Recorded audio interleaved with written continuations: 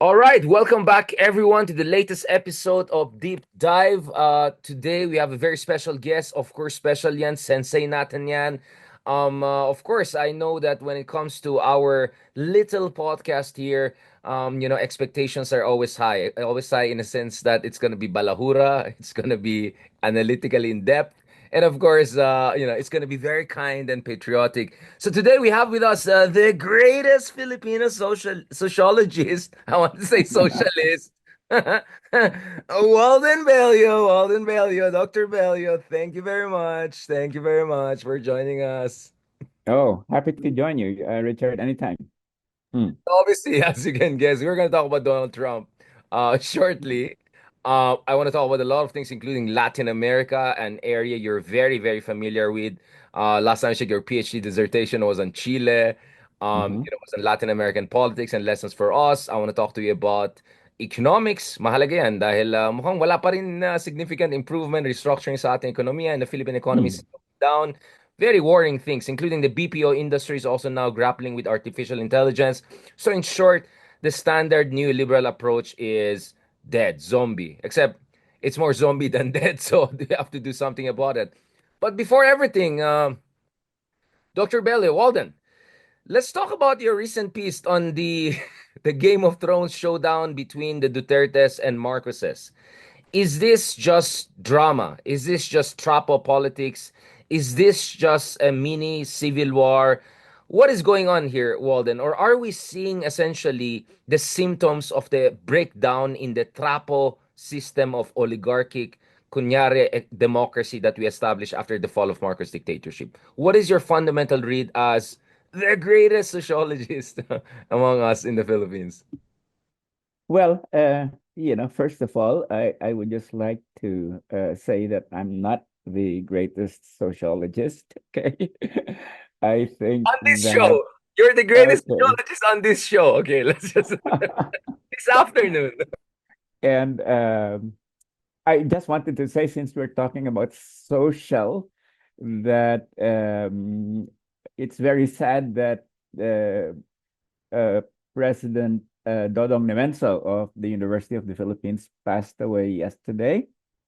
And I think he can be said to be the greatest socialist, okay, uh, Absolutely. of the Philippines. So I think that, let me just say that our readers, our viewers should realize that we lost somebody very significant yesterday. But with respect to your question, um, I I was hoping that yes, it would be the breakdown of uh, dynastic politics that this latest round, this internecine war. But unfortunately, the feedback that I get is that people are viewing it more like a spectacle in Showbiz, which showbiz they're drama, not telenovela. really involved, but it's a Game of Thrones thing. It's a serial, television serial. But between viewing a spectacle and then doing something to change the scenario, that's those are two very different things. So I think though that this is very serious between the two factions that uh, have split up. Uh, this could lead to violence. Okay, and I would not preclude the fact, that that either of the two parties would go into extra legal um, methods, within, to promote or to push their interests. The Political violence, Walden, resort to political Yes, violence. yes. I think the rhetoric right now is quite violent. I mean, talk about beheading somebody like a samurai, and then saying about I've hired an assassin. I mean, even by the standards of past inter-elite conflicts, this has been carried to a level of violence. Um, I mean, of violent rhetoric that has not been, present before. People used to just insult themselves, each other, but this one is, I'm gonna kill you, So from that rhetoric to actual violence is, I think, quite a short step. Um, and I think both, um, let's face it, both families, um, you know, looking at it historically, not just the current people involved, have a history of violence. So, we need to take that into account that this could spill over to extra constitutional and extra legal conflict. So you think that while the public, tinitrato nila ito parang telenovela, parang showbiz, of course, ginawang comedy, memes, yung Mary Grace Piatos. Obviously, I'm referring to all of Mhm. those mumbo-jumbo names popping up in the confidential fund of Sara Duterte. We'll discuss corruption and good Mhm. governance very shortly. What you're saying is that we have crossed a threshold, the threshold whereby I don't think I can think of any other country. Walden, I think, if there's one person in the world that I will respect as being more world informed than me, is probably you. Can you remember any other country in the past 50 years when the vice president openly, not once, but twice, threatens to kill the president? One is by beheading, and another one is by hiring an assassination. But just to be clear, Walden, of course, we are talking about legal experts here. Sabi ni Sarah, hindi naman daw siya threat kasi conditional threat. Only if you kill me, I'll have you killed. It's like, I don't Yeah, know what yeah, legal theory they have in yeah, Davao. Let's not yeah. go too much to Davao kasi kung saan mapunta ang usapan, Walden. But going back to this, can you think of any other country where at least the rhetoric is this level? The vice president threatening the president. I mean, this is crazy. Not really. The closest, really, is the United States with Trump, but Trump has not crossed the threshold. He has said he's going to punish his enemies, and he attacks Biden and threatens that he would pursue revenge against Biden, but he has not. Trump has not said has crossed the border to assassination. I think this is I can't think of any other place. And as I said, Exactly, the right? Exactly. closest really is Trump. And it's not even close, right? Even Oh, Trump is and it's not even close. close. Yes. Maybe some Mhm. of his supporters, when they say, things they said about Hillary Clinton in the past and now, but it's just crazy. It's nowhere on earth can you find something like that. You and I have been covering other parts of the world, including the Middle East, which we'll discuss shortly also. But even in the Middle East, I cannot think of a situation like that. This is really No, no, crazy. no. In the Middle East, they don't threaten. They They do just right away. they just roll in the tanks and take over. Um, Right.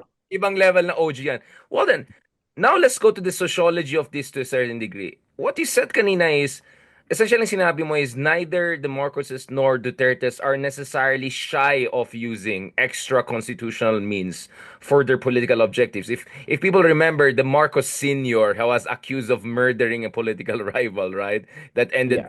in jail, and then eventually he acted his way out, and the rest is history. The Mhm. Dutertes, I don't even need to go through the whole ledger, right? Nevertheless, having said that, Walden, you were among the first persons. I think Randy David came close to that with his term Dutertismo, but you were the one who openly used the letter F word, which is no, I'm Mhm. not talking about that F. I'm talking about fascism. In Mhm. your estimation, as a sociologist, like strictly speaking, as a sociologist, not because historians tend to get, like, oh, if you don't have, like, an imperial Nazi army, you're not a fascist. I don't buy that. It's sociological analysis. From a sociological analysis, are Duterte's fascists? Are Marcoses of the same variety, or are they conservative right wing? I mean, how can we even classify these people who are at odds right now? Well, I think that so many times, the F word has been used, the fascist, that this person is a fascist, that person is a fascist. But I think the important thing, when we talk about people who have fascist tendencies, are really the propensity to, in my sense, use violence, go beyond, constitutional sanctioned means of conflict. But of course, there are other things to that. For instance, aside from the propensity to engage in violence, we're also talking about having a kind of a populist base that one develops in a fever pitch to oppose your enemies. Also scapegoating and all that. But the point, I think, the most important thing is this propensity and the ability to engage in extra constitutional means, particularly violent means. So I would not be um, too nitpicky about applying that word. I think to dynasties that have proven that they can resort to violence, um, and in fact have conducted themselves, in power, and we're talking about, 27,000 people that some people, in fact, estimate to have been killed in the extrajudicial campaign of Duterte. Uh, what else is that? I mean, that's fascism, and basically to say that these were the people that they had to be killed because they were a threat to society. I mean, that's sort of scapegoating, and all of those scapegoat Exterminationist, right? It's an exterminationist exterminationism. rhetoric. Yeah, Yeah, dehumanizing all. exterminationist rhetoric. That's in fact, that's maybe fascism is too kind a word to use for that, but it's certainly exterminationist. Now, with respect to the Marcoses, because the let's not underestimate that even though the current occupant in Malacanang doesn't seem to be acting like his dad, uh, I mean, let's not forget that they have a whole, a whole set uh, of followers who come from that period and who continue to support them and who will not hesitate to use extra constitutional means in order to to save their leader or to protect their leader as it well. So so that's why I hesitate when people say that, hey, we're talking about a killer, the Dutertes versus uh, Marcos, who seems to be, not exactly like his father. I hesitate really to take that argument, but say, hey, you have to realize that these are two dynasties that have a record of using force and violence, and that's what we really need to look at, not particular personalities only.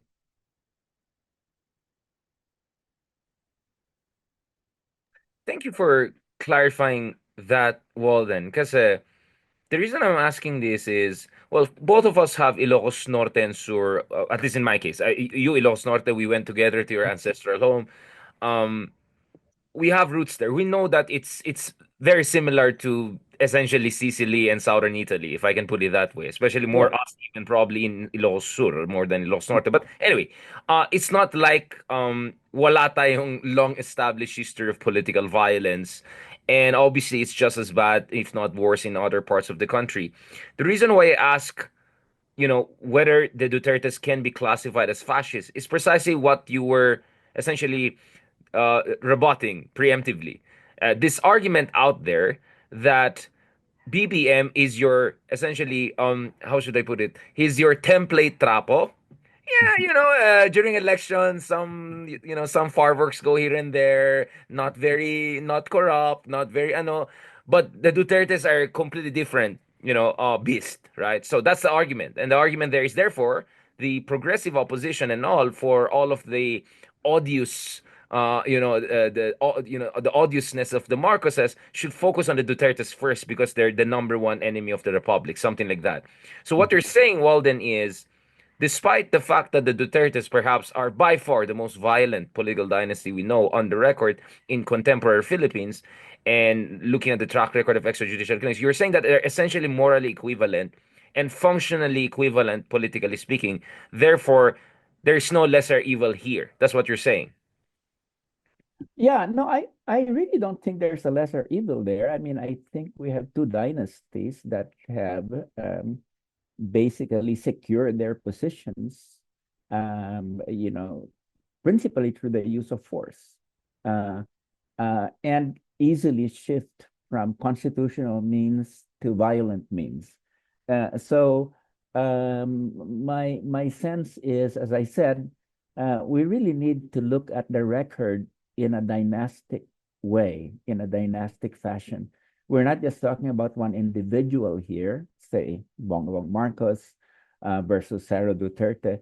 We really need to look at the set of interests, that have supported them, and the support that they draw from various sectors uh, of society, and the alliances that they have built up over time.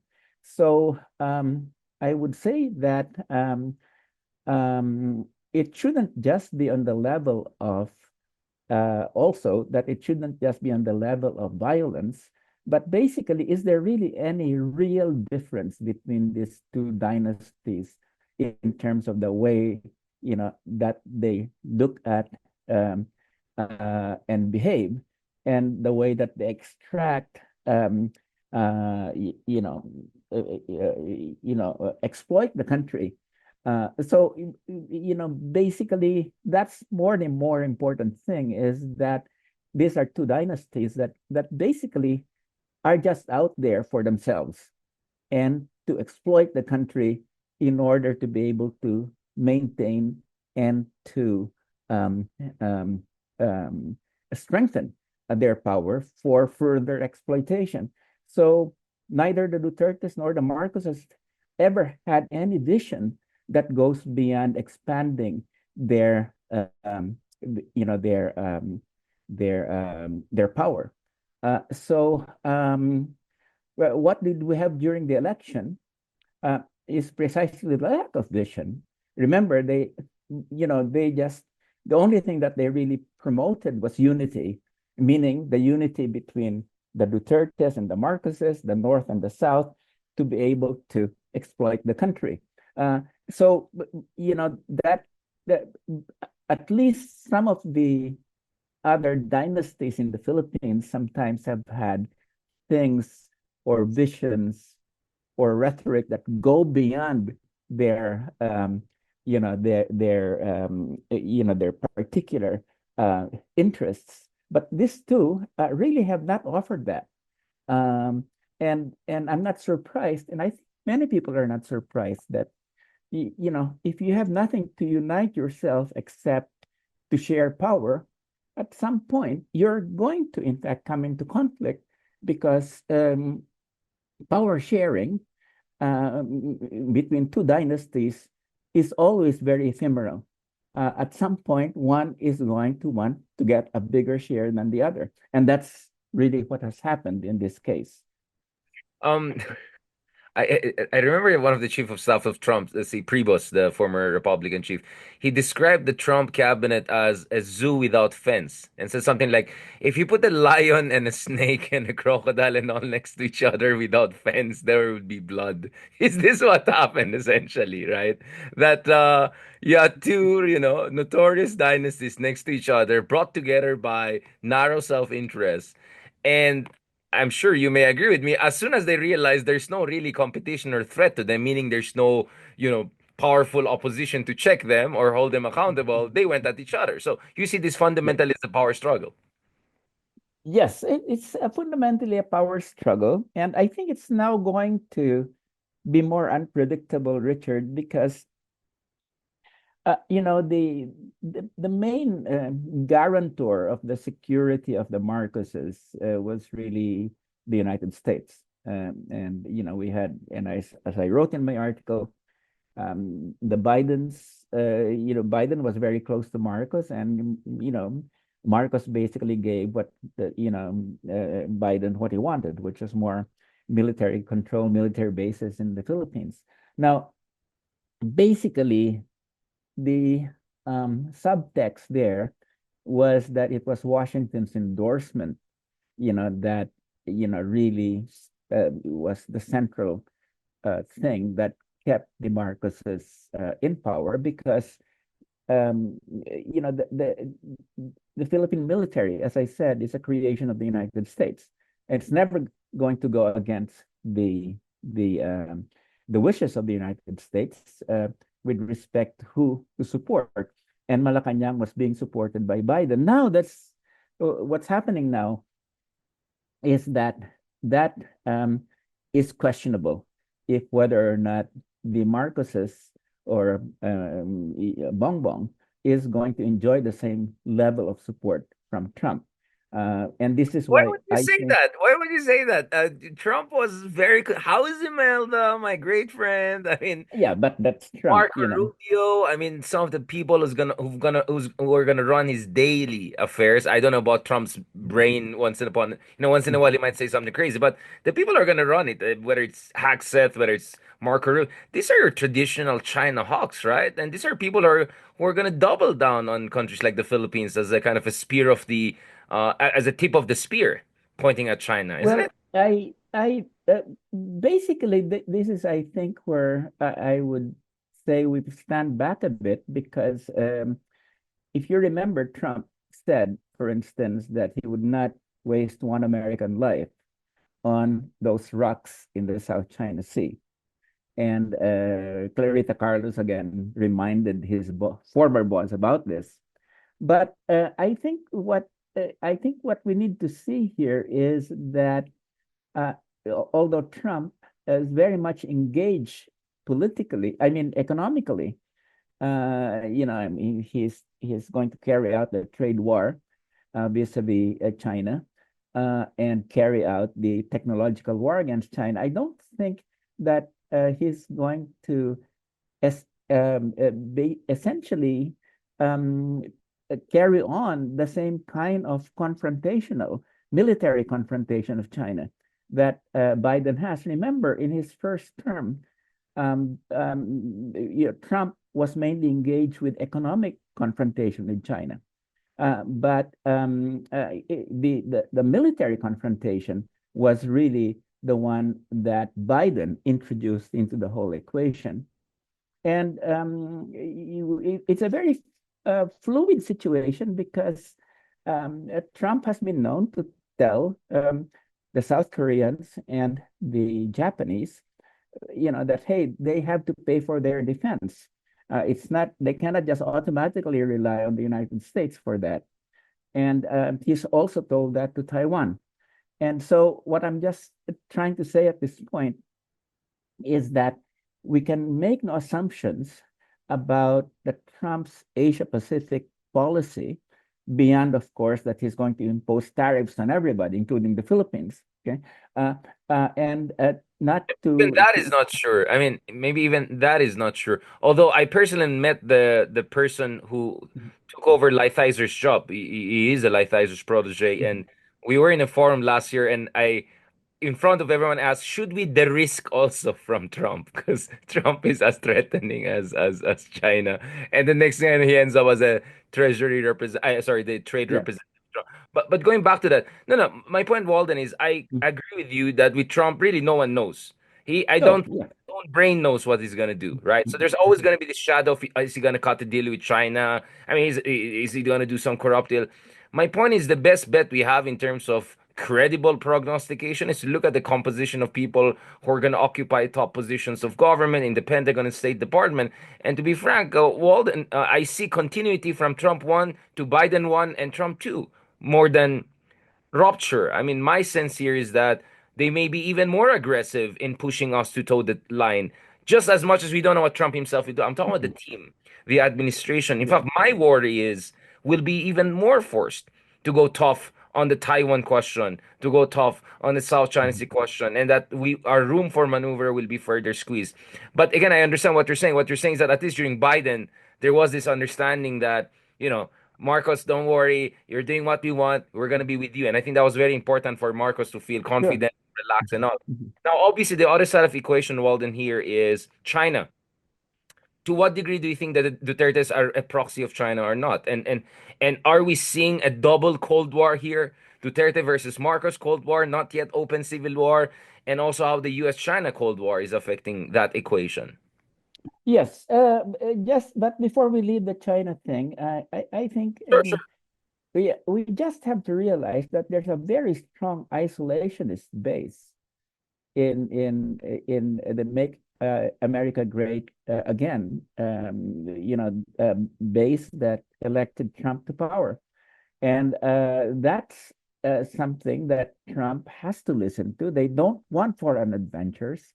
They think that focusing on foreign military engagements has really cost the United States a great deal of its resources and has contributed to the deindustrialization of the United States.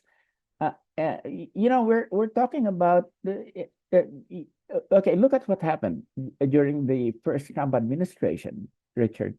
Uh, which is why I don't think we should just look at the personalities of people or their rhetoric. Trump tore up the Trans-Pacific Partnership that Obama and the Republicans and Democrats wanted. He negotiated the withdrawal of the United States from Afghanistan. Um, and he was going to invite the Taliban to Camp David to sign the agreement, but people told him that's going too far. Okay. Third is he crossed the demilitarized zone and patted Kim Jong Un on the back.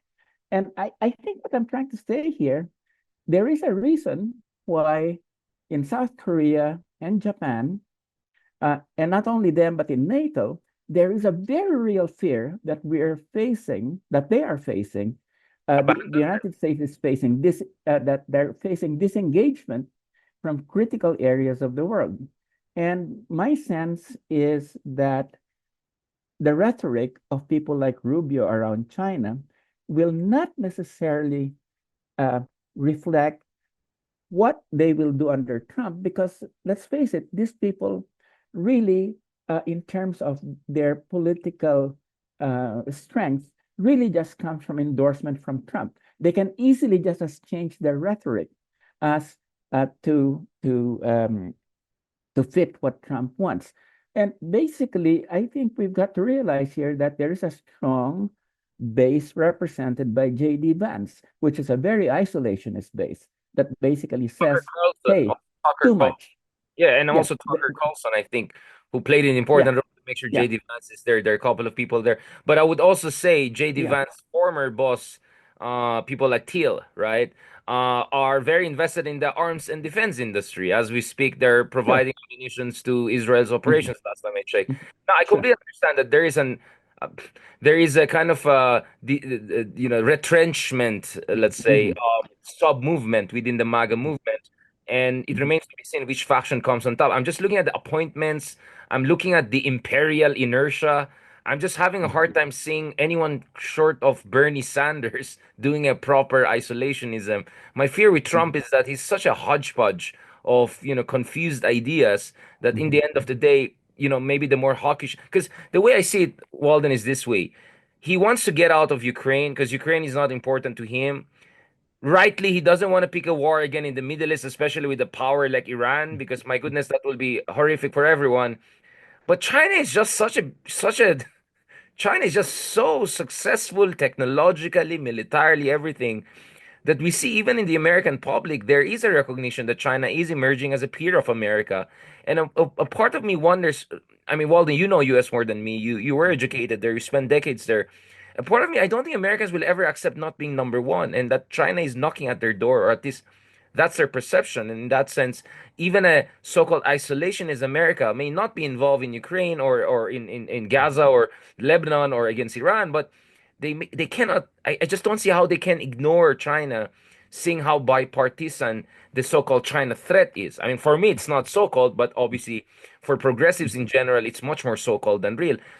That is where I'm coming from. But Walden, I do not disagree with you that if you look at Tucker Carlson, J.D. Vance, I mean, these people are saying, let's rebuild America, let's rebuild the Rust Yeah. Belts, let's rebuild our industry and manufacturing, let's take care of our own people, for heaven's sake. Why are we spending trillions of dollars on these misadventures? So I That's think in fact what the one guy that in Europe that Trump respects a lot is Orban, the strongman in Hungary. And that's precisely what he said. That he said that, okay, here is what Trump's going to do. And this is, I've talked to Trump, and what he really wants is to focus on Fortress America. Basically, rebuild the United States, reindustrialize it, um, set up high walls, tariffs, uh, set up walls against migrants, and don't engage in any sort of multilateral engagements where uh, don't engage with NATO and that sort of thing. And if you're gonna strike unilaterally. So I think we're really up for my sense, Richard, is this that Trump one couldn't really do what he wanted to do because there were still a lot of globalists there, especially the defense secretary Mattis, whatever. I think what you're going to see now is that the globalists are going gone, and the Chinese are gone, and what he has is just a set of obedient people that yes, will respond yeah, to his loyal. instincts. Yeah. So I'm just trying to say that yes, he's unpredictable, but let's not also realize that there are a set of forces that are forcing him to concentrate on the United States and on building a fortress America. So and the allies of the United States are rightfully worried about what's going to happen at this point. But coming back to the Philippines, my point is that um, the automatic security that was provided to the Marcoses by their alliance with Biden is cannot be taken for granted at this point. I mean, sure, there's House Imelda and all of that, but that's Trump, right? But basically, Trump also knows that you know, the Marcoses, Harris, and Biden were very close. Okay, and he doesn't like that. Okay, I mean, this sort of closeness is not something that's going to endear these people to Trump. So I guess what I'm trying to say is that we're probably going to. The point is this: security provided by total support from the United States can no longer be taken for granted by the Marcoses. I think we're now up to a fairly fluid period. The point that I'm trying to say is that the signals to the Philippine military and to other forces within the Philippines is becoming more ambiguous at this point in time. So long as the Philippine military felt that the United States was in full support of the Marcoses, they wouldn't move against the Marcoses. Right now, and I think Duterte has realized this. His veiled, well, it wasn't even veiled, call, for the to the generals to help to intervene because of the so-called fractured governance in the Philippines. I think the results of the U.S. elections had something to do with that. I think it's now become more fluid in terms of the signals that are being given to the military. So that's what I'm trying to say is that you're entering a more unpredictable period, and it's not automatic that the Marcoses hold the cards, in this conflict. I would say that before the US elections, I think that they held the cards, they had the upper hand. Afterwards, I right now, I'm not sure that they have that. Well, I'm looking at Jill Biden's interaction with Trump. I saw, Biden's interaction. They seem to be doing very well together.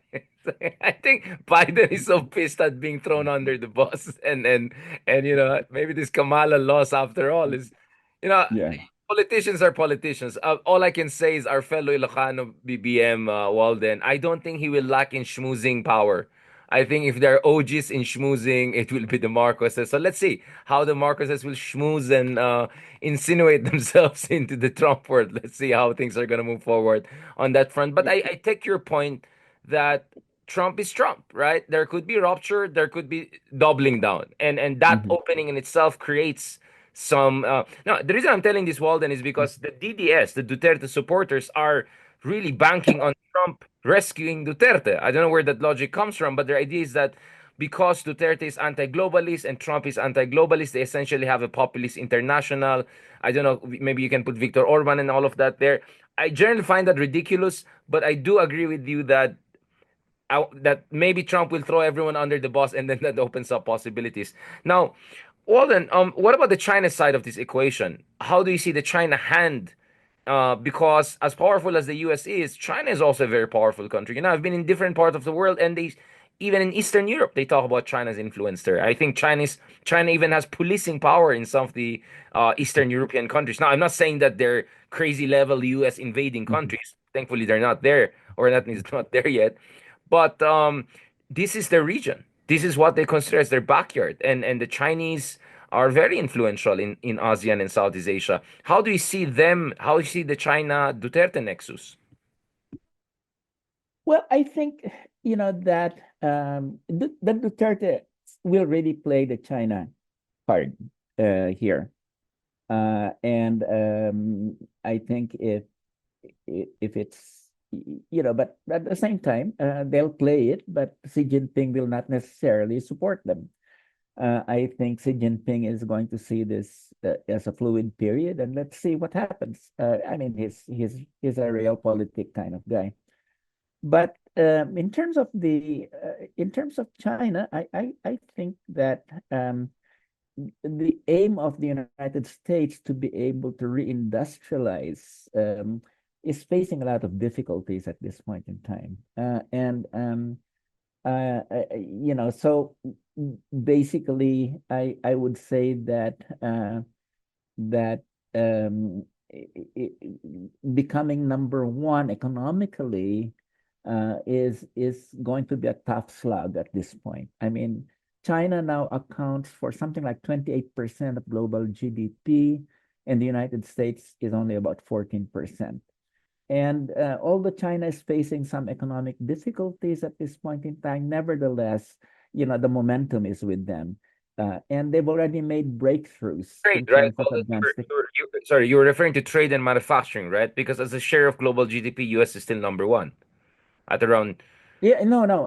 Yeah, I'm talking about 28% of the growth 28% of the growth of global GDP So in you're the talking about period. contribution to global GDP growth. Yeah, Yeah, obviously, contribution. China Yeah, contribution to global GDP. The GDP growth. China surpassed the United States several years back, by purchasing power parity, China is now the biggest Yeah, it's economy. already the biggest, a long time ago. Yeah. Sure, sure. But of course, in dollar terms, the United States is still the biggest. But I guess what I'm trying to say is that they have the economic momentum despite some difficulties, but they're still very far behind militarily. The United States still spends something of the order of $900 billion a year, as opposed to 300 billion the part of China. And the idea that somehow the Chinese are beginning to catch up is I, I don't think that's going to happen before the half the second half of the 21st century. Walden, But I guess But Walden, I guess, China is yeah, is not a global military power, so they can concentrate that 300 billion. In fact, if you use purchasing power parity, China probably spends close to 600, 700 sure, billion. They can concentrate that in our region, right? Because sure, we're sure. their backyard. Yeah, of course. But again, you've got to look at that, because the United States has devoted so much to the military. It's so far advanced. We're just okay. Just take a look at their aircraft carriers. China has the United States has 11 carrier task forces, all state of the art. China has about three carriers, and they're of 1970s Soviet design. And no, aircraft carriers are very important because of the way that their offensive naval capabilities, which is very important in the Western Pacific. Okay, so that's not there. But at the same time, we're looking at, as you said, China considers the Asia Pacific its sphere of influence. Now, China, Trump is a dealer, right? A wheeler dealer. And he it has to come to his recognition, that from a natural geographic or geopolitical point of view, this is, China, is dominant in the area, and that any effort to match China's um, um, uh, dominance is going to be quite futile. Are you there, Richard? Yes. Yes, yes, Uh, I'm there. yes. Yeah. So basically, what I'm trying to say is that, are we facing a period of selective engagement with the United States? Because what we had with Biden and Obama and Clinton, and even before that, was the United States was engaged everywhere. And this is the reason that it frittered away its power. But I think what you're now seeing is that you have somebody who is more inclined to a spheres of influence sort of thing. Like, let me just give you two examples. I think one is, when it comes to Eastern Europe, I think Trump's tendency will be to just grant that as the Soviet sphere of or Russian sphere of influence. Uh, I don't think he's going to push for the expansion of NATO. I think, if anything, there'll be much less commitment to NATO. And when you come to the Western Pacific, here's where I think that Trump will be looking for a deal with Korea, North Korea, and a deal with China. Now, what that will mean is up in the air. It's quite unpredictable at this point in time. But I guess what I'm trying to say is, that whether we like it or not, the fact that Southeast Asia and the Asia Pacific up to Northeast Asia will become more and more and more China's sphere of influence, barring a major uh, war, is, I think, yeah, probably it's going to go that way. So those are the constraints that U.S. power is facing at this point in time. Well, then perhaps my divergence from your take on this is on two levels. On one level, I think people like John Mersheimer kind of got it. Like Mersheimer's idea is that, Ukraine, the Middle East, among other things. I mean, these are areas that, of course, are very important to the United States, and the U.S. wants to remain dominant in the three areas of East Asia, Persian Gulf, and Europe for obvious reasons, right? Of the industry, the technology, resources. But of these three regions, obviously it's East Asia, which is the most important by far in the 21st century, because this is where the concentration of population and growth and increasing the technological capacity is. Just like Japan, Korea, Taiwan, and China together. I mean, Taiwan alone is 90% of global high-end semiconductor production, right? ASEAN is coming on board, and India. So my first point is that I my sense is there will be some degree of retrenchment, but it will be selective retrenchment, meaning a bit back from Europe, a bit back from the Middle East, like let the Israelis and the Europeans take care of those areas. But I just have a hard time seeing the US also giving up Asia because the stakes here is much higher, which brings me to the second level. I also see a hard time, Walden, and I hope you also consider this point of view, that the Indias and the Japans and Australias and all of these countries will want China to be the dominant force. I mean, I was just in New Delhi the other week and at the Japan India Forum, and it was really about Japan and India trying to recruit other middle powers of Vietnam, some a country you're very Mhm. familiar with, because Vietnam doesn't want to be also in China's sphere of Sure, influence. sure. So I think what we're looking at here is the possibility that the Modis and I don't know Ishiba, whoever Yeah, is, or will try to schmooze with Trump and say, okay, Trump, I get it if you don't want to help Ukraine anymore. I get it if you just want to outsource to Israel, whatever you want to do in the Middle East. But yeah, come on, this region, man, we don't want China in charge. This region is too important. Let's work together. We'll pitch in more. So that's my sense, whereby I feel that Trump may have a kind of a universal isolationist sensibility, but structurally it will be much more difficult to withdraw from our sure. region Yeah. than Europe and Mm, the Middle East. Ukraine will be the sure, one by comparison, I would say. sure. I think, let me just put it this way. I think clearly uh, South America and North America, will be definitely the US sphere of influence under Trump. Okay. So, and it's going to be worse for Cuba, it's going to be worse for Venezuela and many other countries in terms of US influence. But so the Monroe Doctrine is going to be restated several times. But I think what, you know, countries like Korea and and Japan and India are looking for at this point is, how do they accommodate China's power?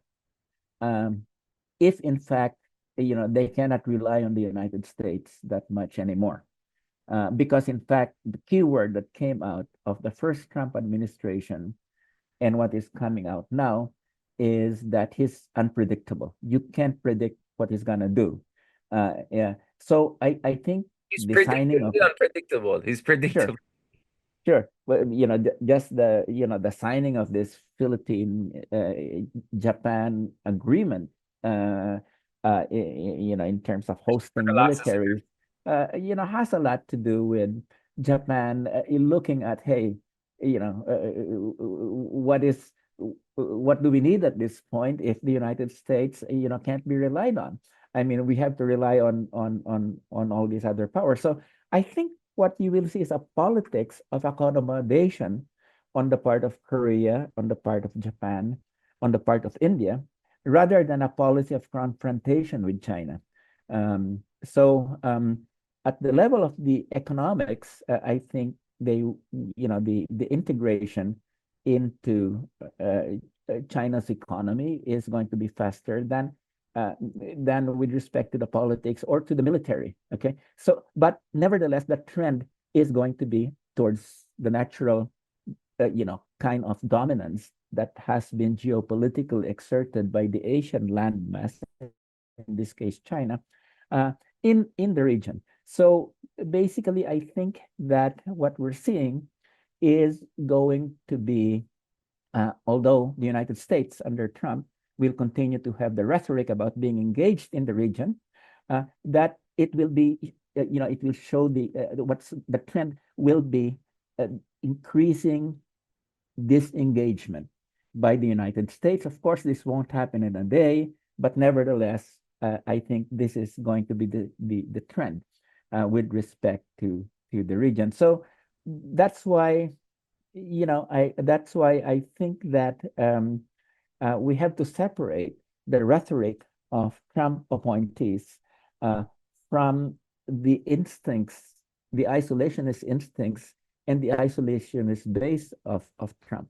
So that's why I'm saying that we're entering a real period of fluidity that has definitely an impact on the Marcos Duterte conflict.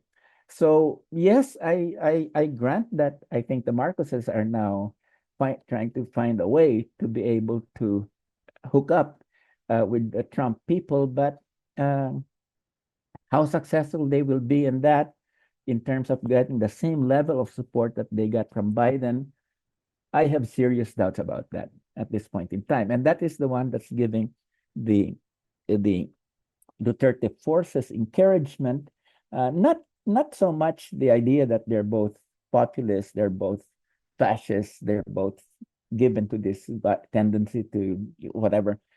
It's more like the fluidity that is being injected by the Trump transition that they're trying to maneuver, just as the palace at this point is trying to maneuver uh, in terms of how do they get on the good side of Trump. So that's really the fluidity that I'm talking about at this point.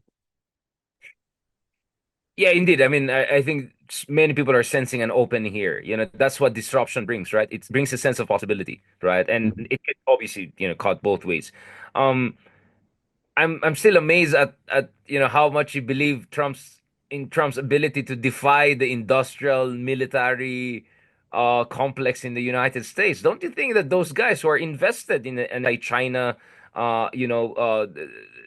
policy think tank, and because I talk to folks from the Heritage Foundation, conservative think tanks who are very influential in the Trump administration, all of them are pretty much invested in the anti-China one. So you're confident that Trump and, I don't know, JD Van can defy all of these people?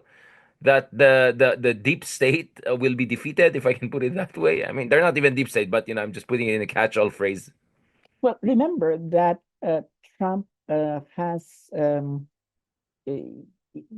has something to settle with the military. Okay, uh, he doesn't like the fact that a number of the people that he appointed, like the former chief of staff Mark Milley, turned against him. He doesn't like the fact that all of these military people, started calling him a fascist. And in fact, he said that a guy like Milley, should be put on trial for treason and executed. Okay, so I guess what I'm trying to say is that there's really no love lost Trump and the some general. of the people and the people in the military. So I'm you know it- because the way that Trump look at these people is that they sabotage his first term when it came to foreign and defense policy. They're the ones who prevented him, who tried to prevent him from crossing into North Korea. They're the ones that basically refused to deploy U.S. troops in the streets of the United States during the Black Lives Matter. So I don't think we can assume that, in fact, uh, Trump's rhetoric about the deep state has become more and more volatile.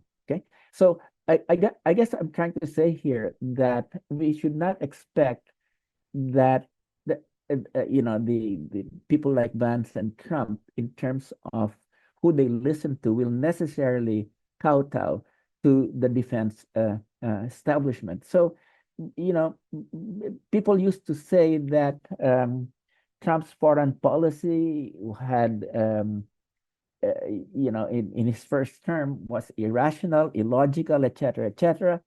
But in fact, that was Trump's foreign policy that was being undermined by, in fact, the deep state and all these different forces that Trump has identified, which is the reason why he's now put um, loyalists in command of the FBI, and other of the security agencies. Now, all I'm trying to say here is that let's not assume that the deep state is going to be in command this time around. I think Trump learned from the first administration how they could derail his policies, and I think he's probably not going to allow that again. But again, these are just some of the factors Yeah, I that mean, these enter are into the these are situation. perhaps the best known unknowns, right? Or my point is, Mm, obviously we didn't talk also about Elon Musk, who could also play a very important quote unquote moderating voice on foreign policy. mhm, Uh, Elon Musk may have, I mean, allegedly he had a meeting with the Iranian ambassador to the United Nations early on in order to de-escalate tensions with Iran. We know that he's very interested in mineral resources in Russia, probably also in Iran. These are two very, very mhm. rich countries when it comes to mineral resources. And we know that Tesla wouldn't remain alive if not for its Shanghai, factory. So he's also very deeply invested in Sure. China. So we may have also a kind of a uh, uh, uh, an oligarchic moderation effect here, right? To Yeah. counter the military Mhm. defense industrial complex. So in that sense, I agree with you. This is completely unprecedented.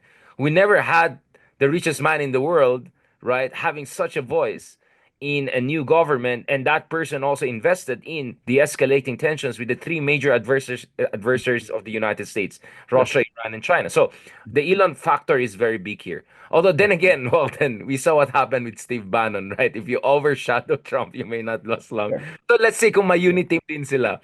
But let's go Yeah. back to the Philippines, Walden, and I want to ask you a sociological Sure. question here.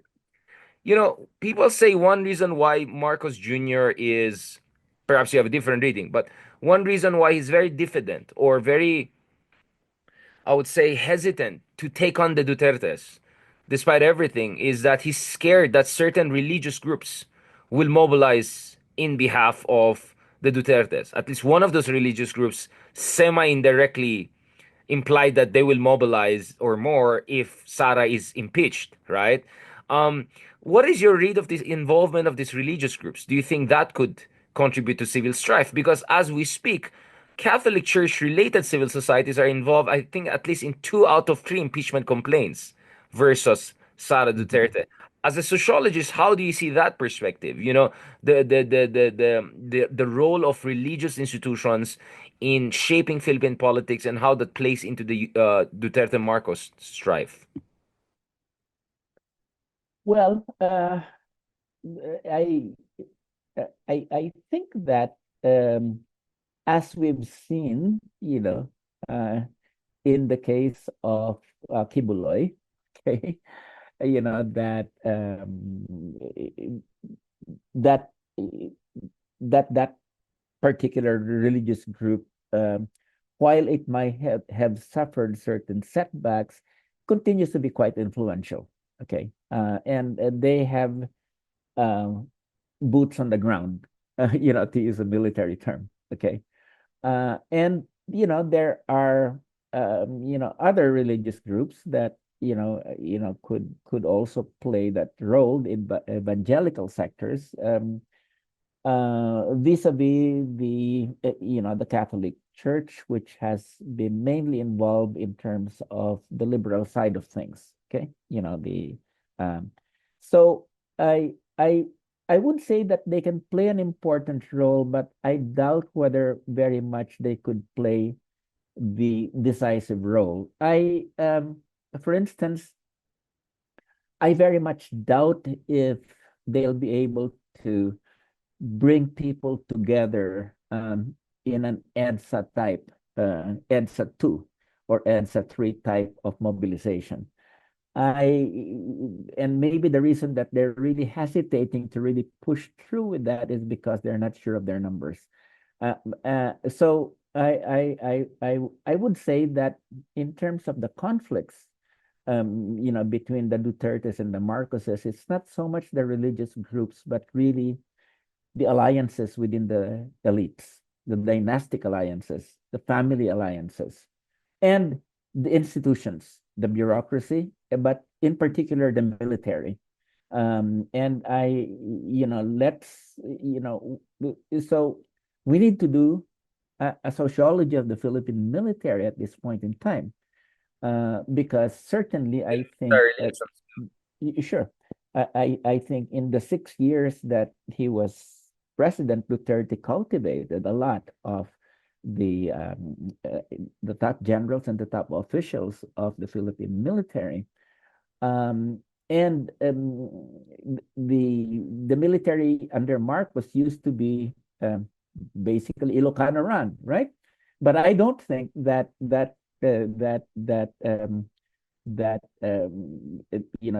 dominance of the Ilocano AFP commanders still holds until today.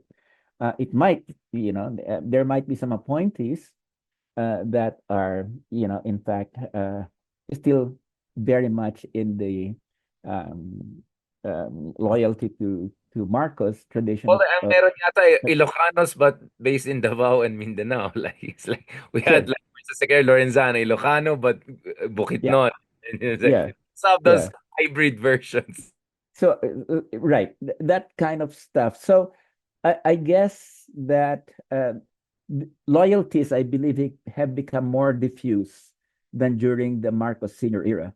And I think it's worthwhile to really look at basically these institutional loyalties, because these are what are being played at this point by the two factions. Now, Walter, I want to transition to the opposition. I mean, whatever, however way you want to describe it. Obviously, there's the traditional liberal opposition, and then you have, Risa Akbayan, more social democratic or democratic socialist, Stripe, sorry, and then obviously you have the Makabayan bloc, and then there are also other progressive groups, including yours. How do you see things developing for them, and do you think there could be a rupture here? Is there more space for them to mobilize? Should they work together? Because the way I see it, it's not they're still not working together. I mean, I had Franz Castro, for instance, Congressman Franz Castro here on my show, and I said, "Ba't kayo may sarili kayong slate?" Sabi niya, walang umimbita sa amin. So, you have to make our own, right? And I was and part of me was thinking, hindi ba dapat nagsama-sama na nga lahat? Because I remember was it last year's Christmas na andun may picture doon, nandun si Lenny, si Risa, si Delima, si Franz Castro. I mean, Walden, you tell me, why is the Philippine opposition so divided? The left alone is just a splinter of a thousand. It's like a filigrees. I mean, like, what's going on? Well, I let me just put it this way. I think that the liberal and progressive opposition really has to um, more fully understand the reason that it has been marginalized. Um, I think um, that's the first thing. Like, they nag-backfire talaga yung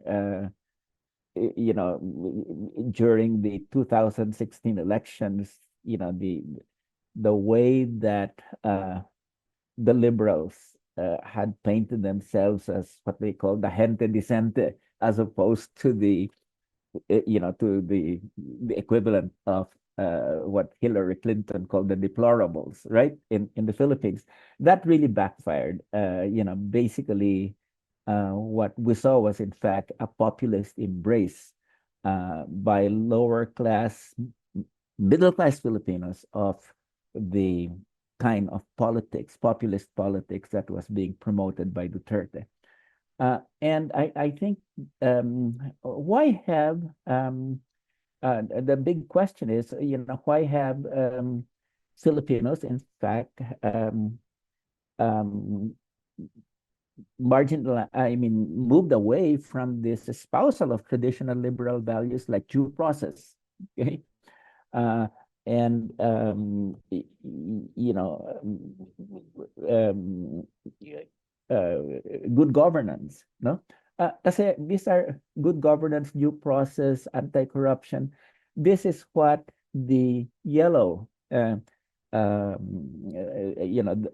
yellow factions ran for so many years until 2016, and still beyond 2016. Okay, so, and I think what has happened there is, that basically the liberal, I'm not talking about the Liberal Party, but the liberal section of the Philippine elite just has not delivered in terms of, equality, in terms of economic development, in terms of social reform.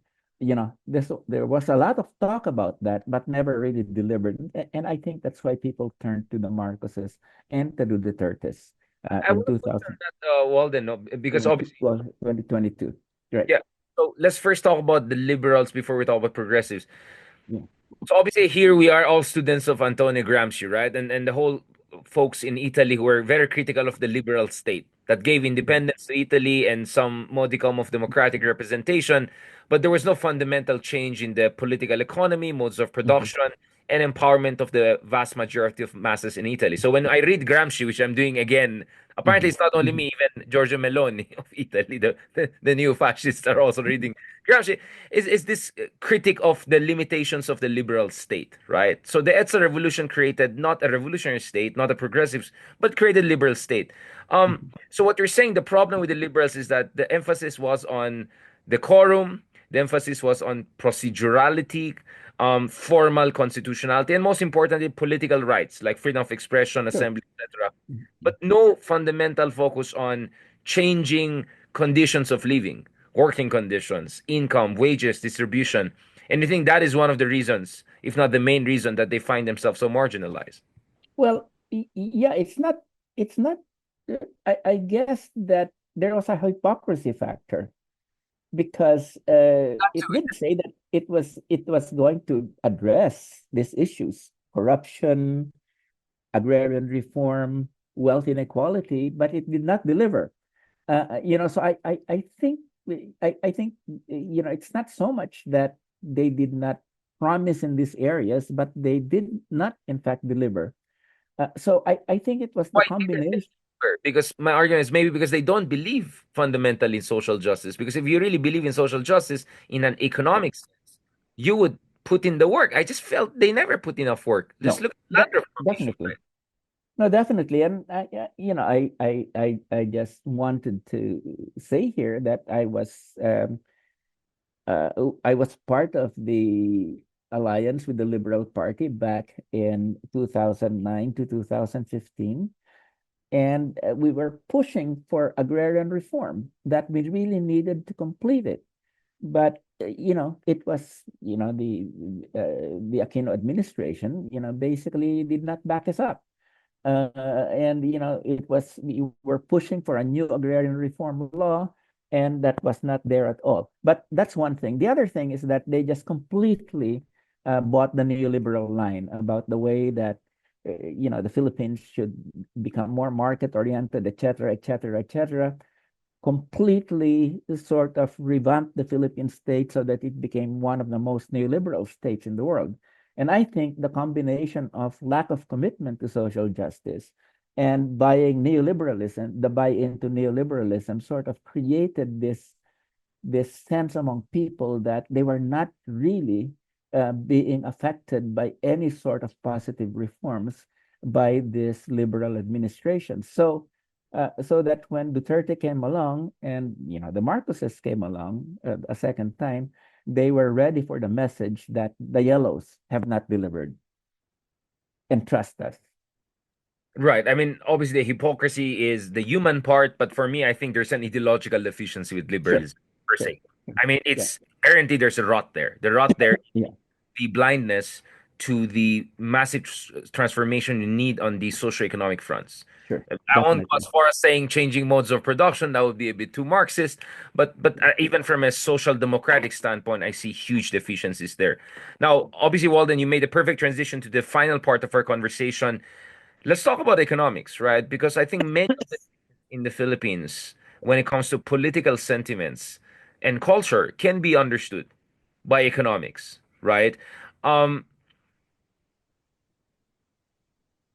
I mean, if you just look at the deterioration, for instance, of media, I'm a man of media too. I've worked in all of the top major media outlets in this country.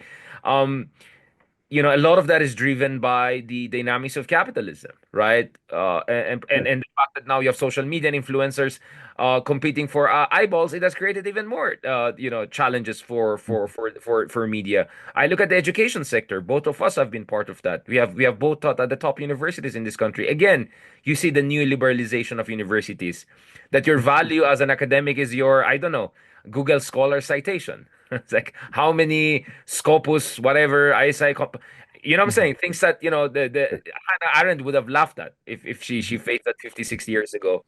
We see this new liberalization in every, meaning essentially turning everything into content and monetization, which is even worse in the social media world Mhm. as we speak, Walden. But obviously, you can also understand new liberalism in a sense that the Philippines is not creating sectors that create sustainable growth. The few sectors that have been creating growth, like business process outsourcing, are also slowing down. I deal a lot with these sectors, and now they're facing threat from artificial intelligence. The Vietnamese Mhm. apparently are getting onto the game when it comes to the BPO industry. The Philippines has a very thin manufacturing sector and an almost miserable agricultural sector compared to our neighbors. Sure. Vietnam, Indonesia, Thailand. I don't want to even talk about Japan, Taiwan. I mean, those guys are way ahead of us.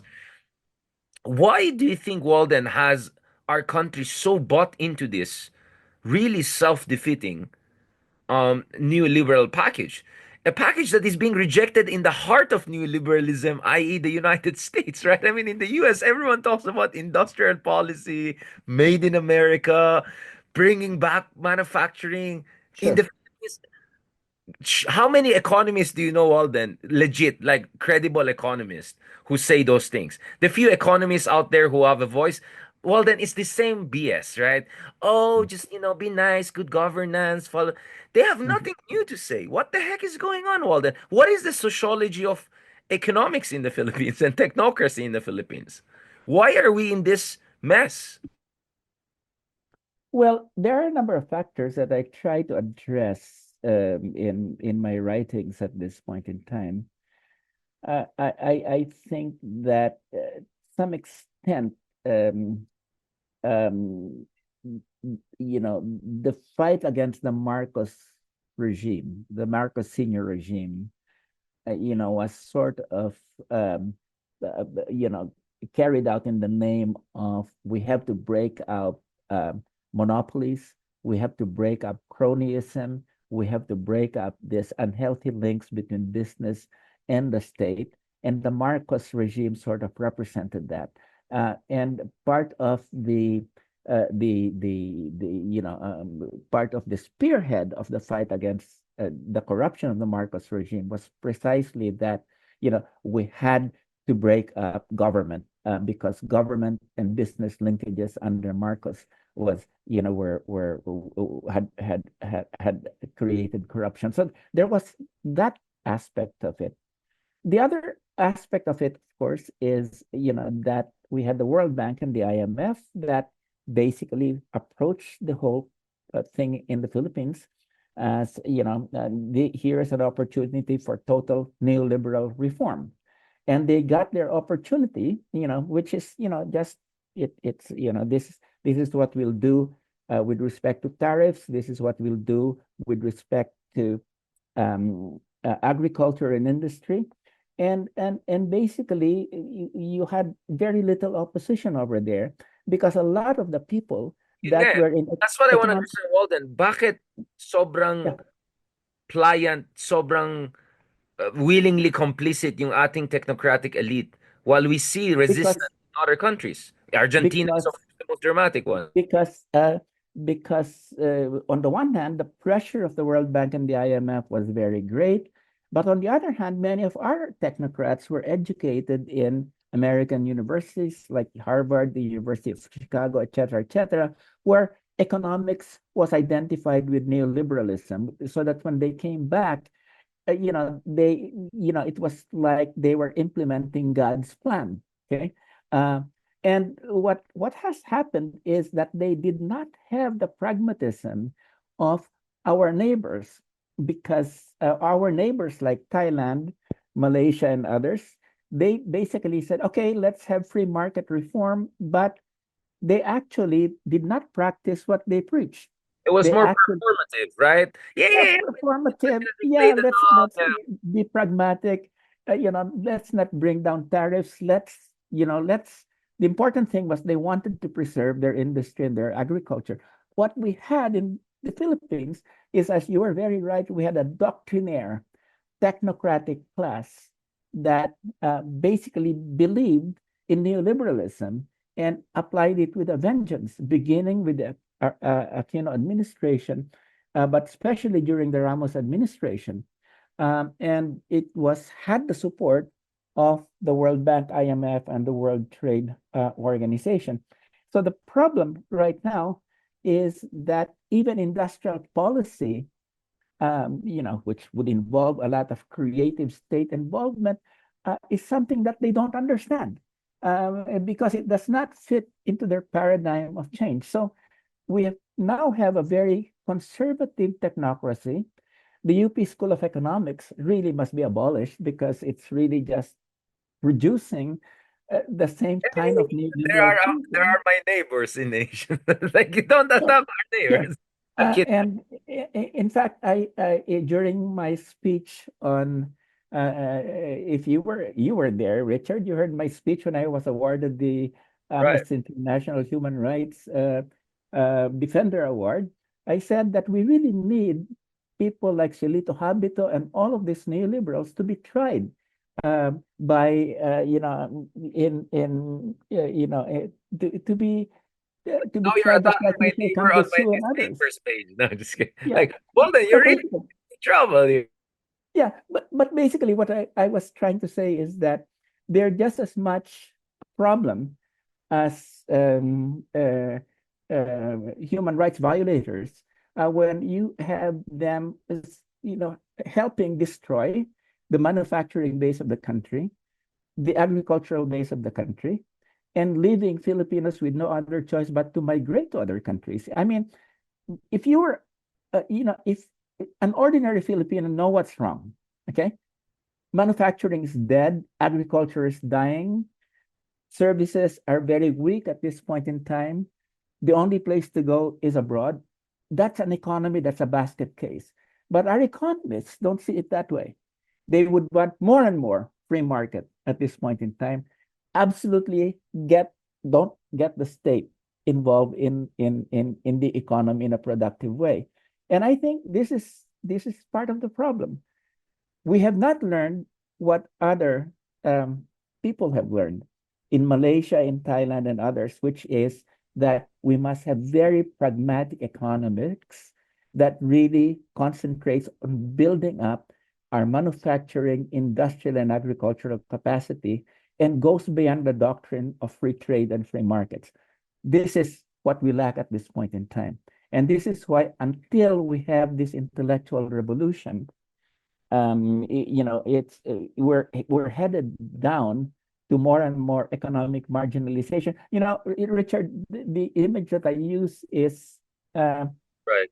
in the Matrix. You have all of these people who are plugged into the Matrix, where they have this dream, that they're living in a fantasy world and they love it. Okay, and I think this is the same thing that we have in the Philippines right now. People are plugged into this neoliberal world of dreams when the reality is something very different. And what you need to do is to unplug people from it. Okay, unplug people from the matrix, but that's not going to be very easy for us to do at this point. Hold on. Building on that Matrix thing, I mean, isn't there also a sociology in a sense of the fact that a lot of people have been running the Philippines and including its technocracy? Yes, some of them may have come from a humble background, but a lot of them are in very comfortable circumstances. Oh yeah. And the fact that we have a feudalistic culture coupled with American libertarian, I mean, like we got the worst of combination, right? Spanish haciendero culture, right? Um, American anti-state libertarianism of the late 19th century, right? All of these things created a very toxic ideology of the ruling class, if I can, let's call it the superstructure, right? And if you look at it, like a lot of these technocrats and all, a lot of these people in position of power, actually, well, they have very good lives, right? And for some reason, they don't seem to be very troubled by the fact that thanks to their policies or their contributions, directly or indirectly, vast majority of ating mga kababayan, they don't have even a basic dignified life. I mean, Walden, you know it. Dignity is a very important thing in other cultures. The whole Tunisian revolution, which became Arab Spring, started with the assault on the dignity of a vegetable vendor who could not accept being slapped around in front of everyone. Next thing he did was to self-immolate. The rest is history, right? We're seeing the reverberations until today with Assad falling in Syria. The Arab Spring is not over. For me, one of the things that always shocks me is just the complete lack of solidarity with the rest of the population. In fact, Walden, you are familiar with Latin America, a region we'll talk to. So that's also a region of mestizos, right? Creoles and all of that. Sometimes when I talk to the elite of the elite in the Philippines, not only do they look different from the average Filipino, a lot of them have, which cultural ethnic backgrounds, they talk as if they're not of the same people when they talk about the rest of the country. The way they talk to their drivers, their maids, to people around them, even to their managers. Um, I don't want to drop names, but I've heard even horror stories. Some of them I had the privilege of not meeting. But don't we have a singularly deracinated elite, if I can put it mildly, Walden, which may explain why parang wala silang pake that they never instituted the set of policies to correct past mistakes and put us on the path to sustainable growth like most of our neighbors. My sense is, right, from your own writings and works, if you look at the elite in Thailand, right? For everything we can say about Thailand, at least there was this sense of investment in the progress of the nation, the Thai nation, right? Regardless of their ideology. I would say to a certain degree, even Indonesia and Malaysia are along those lines. Singapore is way ahead of everyone else. Diba? There's a certain sociology of people in power in the Philippines. And I would say Harry Roque is like the caricature of that. Diba? Yung mga medyo nagkaroon ng privilege, the next thing you know, they're even more problematic than your old. Do you get what I'm saying, Yeah. Walden? I mean, I'm becoming very sociological in my amateur way. I look at this, parang, baka naman there's something singularly wrong also with the mindset and the superstructure governing our ruling classes, and that's why we're in this mess. Yeah, no, I fully agree with you. I think the sense of privilege is very strong in our elites. Our middle classes tend to look upward, and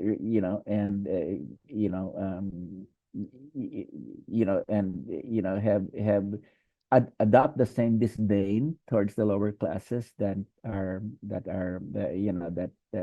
upper classes have. And I think that and then the policy of this country of having encouraged the export of labor has meant that so many people, instead of staying in the country and working things out here, have taken the easy way out and left the country.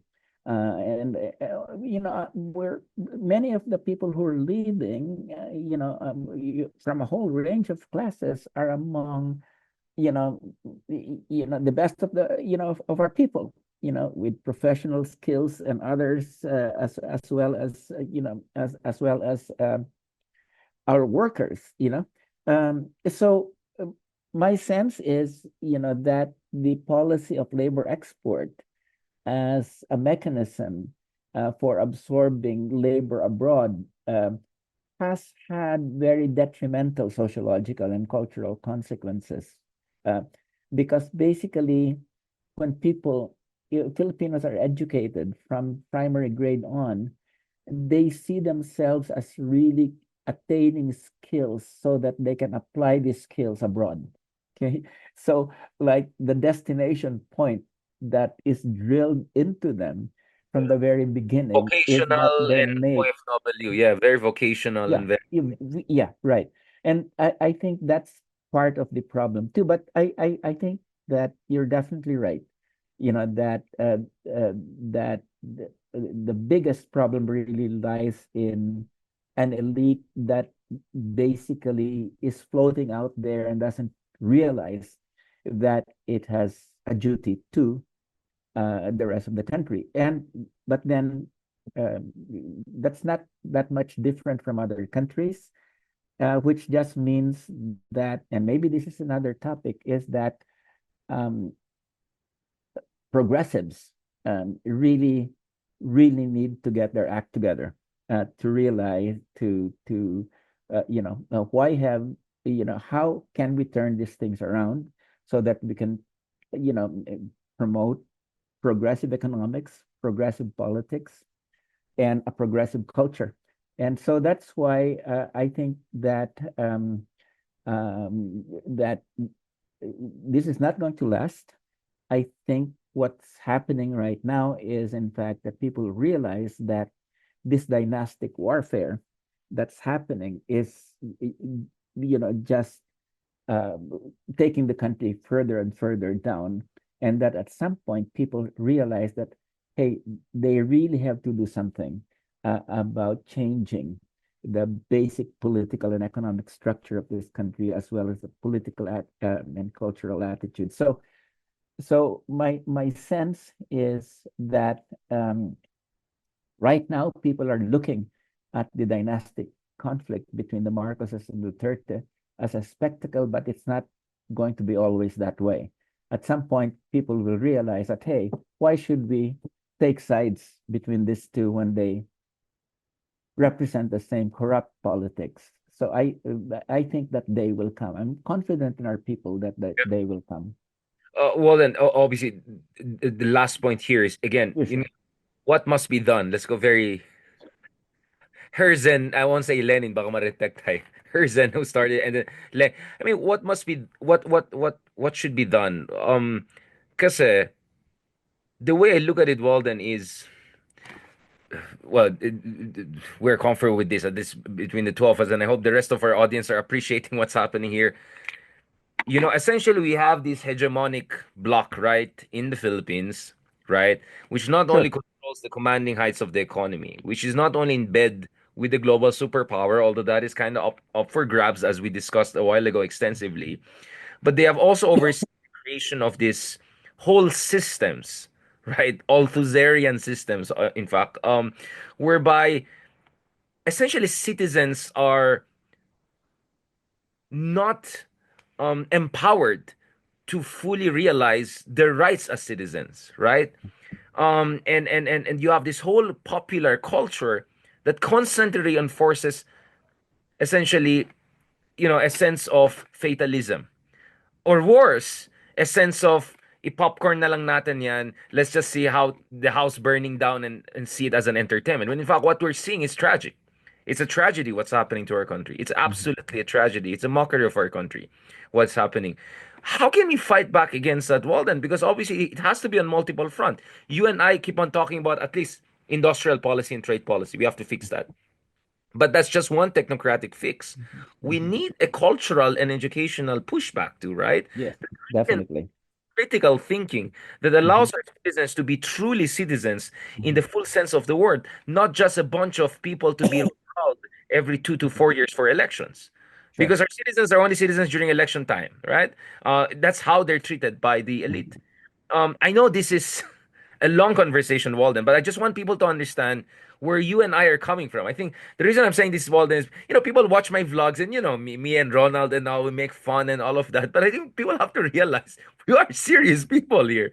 We Mhm. understand there's some serious fundamental Sure. problem at the Mhm. level of even discursive level. Mhm. And honestly, yung humor na ginamit namin, sometimes it's a bit off. I understand, whatever, my Konya accent, whatever.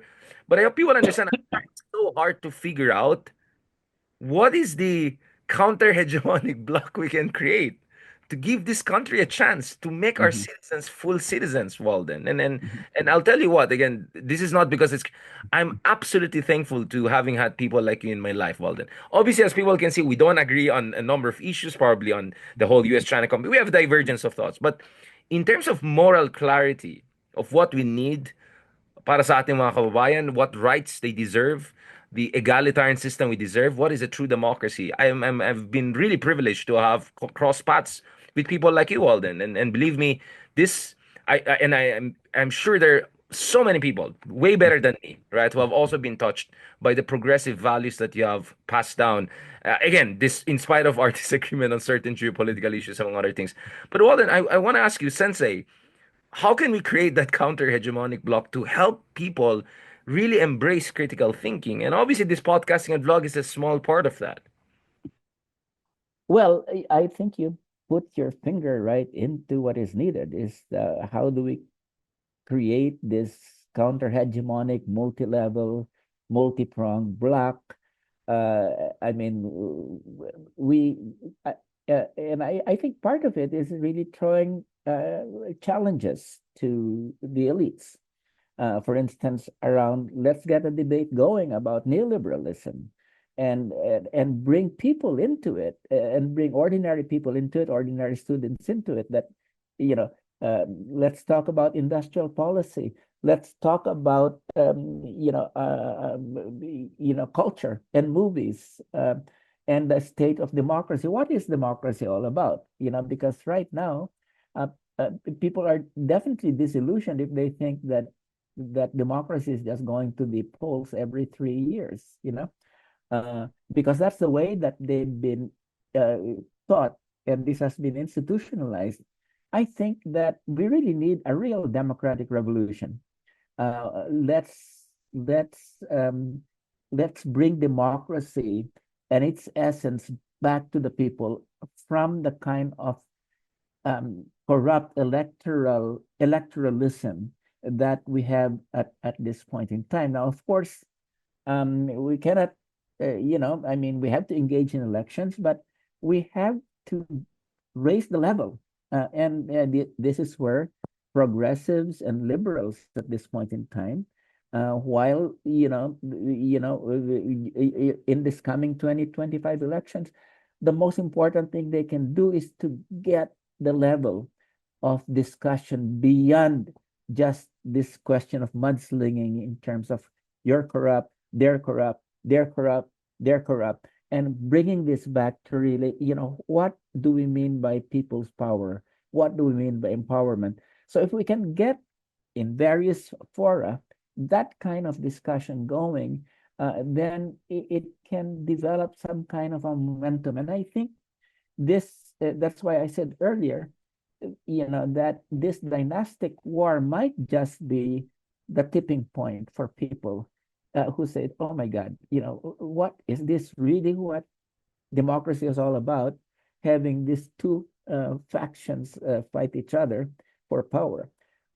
So I think we should take advantage of this tipping point in various ways through the media, through your show and others, and through the 25 elections to raise the level of political literacy in this country. So I fully agree that that's really the challenge. How do we get people to really understand what democracy is about, and that it's not just electoralism, it's not just finger pointing, it's not just dynastic warfare, but the empowerment of citizens. And I'm so glad that we have this podcast that you have, as well as your television and Little gigs presentations here and and there. others. Little You gigs know, here. Walden, yeah. yeah, I know many people, throw shades at me and all of that, but I hope they understand how difficult it is to yeah, smuggle in progressive ideas into against yeah, this yeah, hegemonic order. I just hope yeah, some yeah, it's yeah. not easy, Walden. I'm trying really my best here. I'm really trying my best. And I applaud you for it, and I'm don't and I think that we things will move. You just keep on pushing, things will move. Yeah. Oh And yeah, I'm having fun. Don't worry, there, Walden. I'm having fun. It's not like I'm not having fun. sure. But let's put it this way, Richard. The 1960s and 1970s up to the 1980s, we had a real uprising of not only political uprising, but an uprising in thinking. We had a revolutionary generation. It wasn't always like this. So there might be a pendulum swing so that we go back to an era in which youth, begins to become ambitious again in terms of changing society. I do believe that that era is going to come. It might not come within the next few years, but definitely things can go on like they are at this point. Interestingly, I just remember I ended yung book on Duterte, right? I wrote the Philippines, like Gramsci's Italy, is caught in an interregnum, struggling to anchor itself somewhere between strongman populism, autocratic nostalgia, and an element of democratic resistance, with no clear resolution on the horizon. The Philippines has entered a twilight zone. I'm reading this in 2024. It's even more poignant now, right? Yeah, right. Yeah. But precise in that moment of rupture, I think we need this kinds of understanding. I'm probably I won't be surprised. Some people are shocked here to suddenly see me using all of this very post-Marxism. But I hope people understand. We need a framework. Hindi pwede yung bara-bara lang na solusyon. People are think, oh, charter change, everything will be fine. Federalism, everything will be fine. Change lang the president, everything will be fine. I don't know, change the name of the country.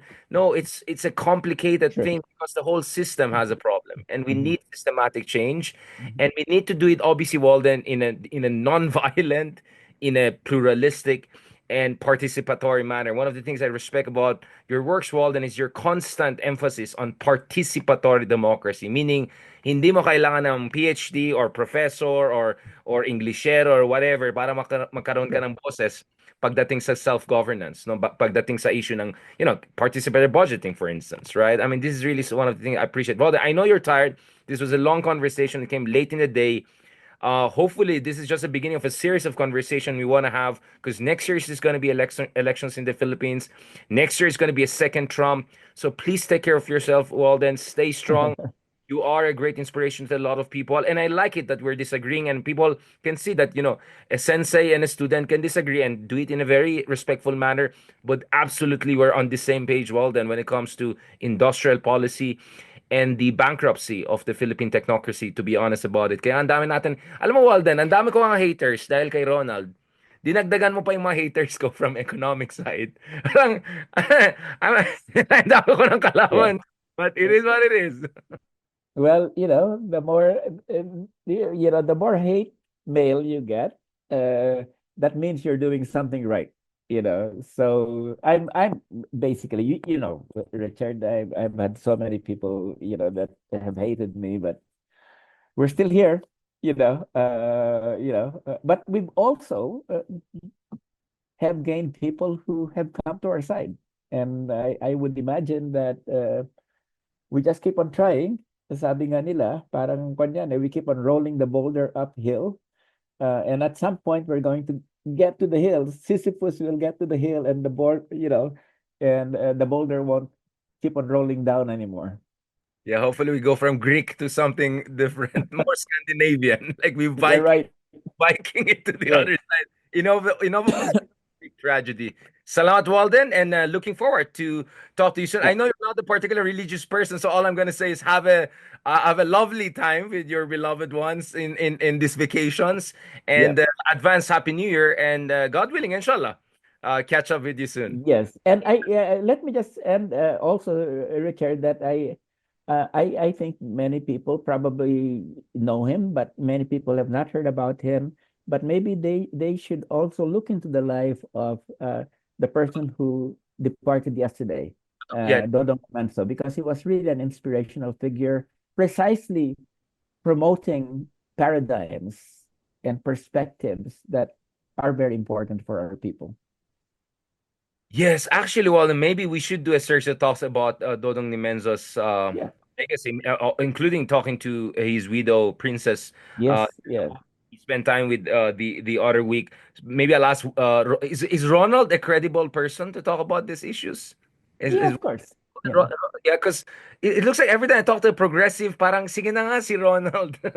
It's like I thought I'm dodgy. Apparently, Ronald is dodgier than me. So it's good. I think we're doing something right here. Yeah, yeah, yeah. Yeah, I Salamat. have Ronald there. Okay. Salamat, Yeah. Sensei. Talk to He you soon. definitely will, yeah, Ronald will stir up ideas, and he'll do it partly with comedy. So he's your ideal interviewee. I'm not Okay. sure, partly lang. I think it's like 80% humor, 20% political. Substance. Well, Salamat. maybe. Okay. Salamat. Okay. Sige. Bye-bye. Baka, Take it baka may easy. masabi ka, Walden. Sige, good night. Okay. Bye-bye. Right. Salamat.